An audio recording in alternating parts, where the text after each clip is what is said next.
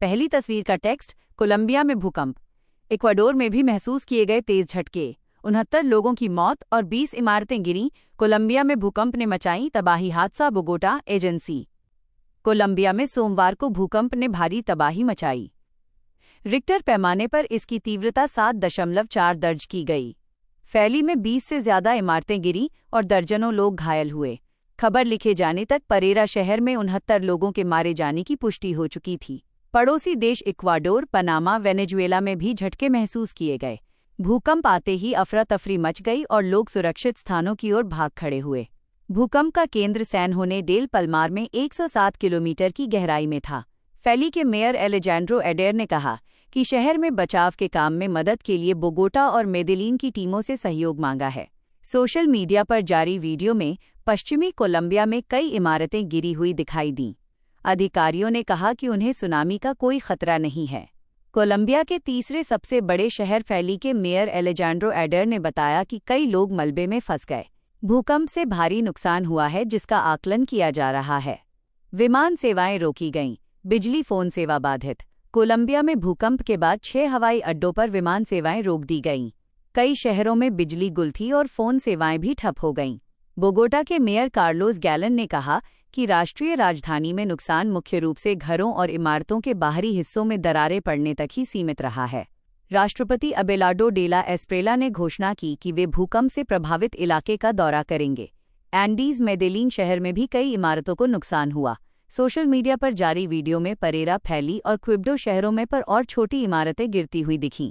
करीबियों को खोजते रहे भूकंप की तीव्रता इतनी थी कि कोलंबिया में इमारतें ताश के पत्तों की तरह ढह गईं।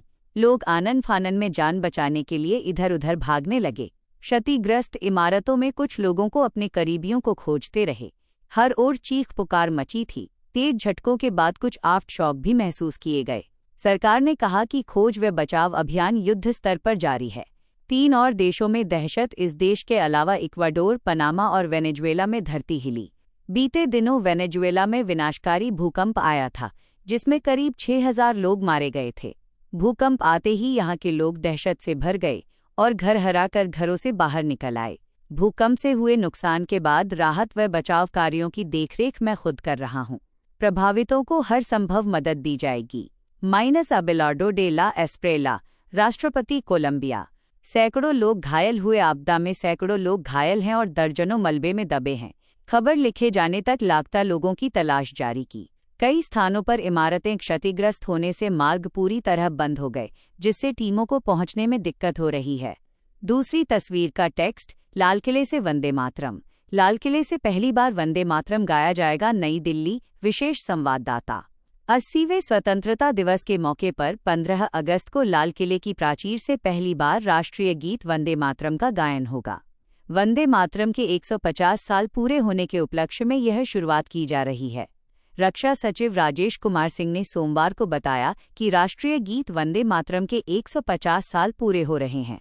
इसकी यादगार विरासत के सम्मान में इसे लाल किले की प्राचीर से गाया जाएगा। भारतीय वायुसेना का Mi-17 हेलीकॉप्टर वंदे मातरम के 150 साल पूरे होने के उपलक्ष्य में एक बैनर लेकर उड़ान भरेगा और लोगों पर फूल बरसाएगा। सिंह ने बताया कि इस बार समारोह युवा शक्ति को समर्पित रहेगा। इस दौरान युवाओं की सफलताओं को प्रदर्शित किया जाएगा। उन्होंने कहा कि राष्ट्रीय गीत के 150 वर्ष पूरे होने पर आयोजन।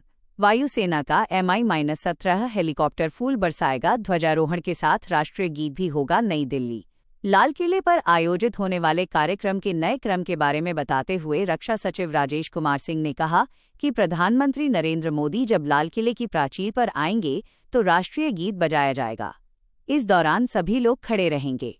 स्वतंत्रता दिवस समारोह में युवाओं की सफलता और योगदान के जश्न मनाने की योजना पिछले महीने छात्र आंदोलन के पहले ही तैयार हो चुकी थी।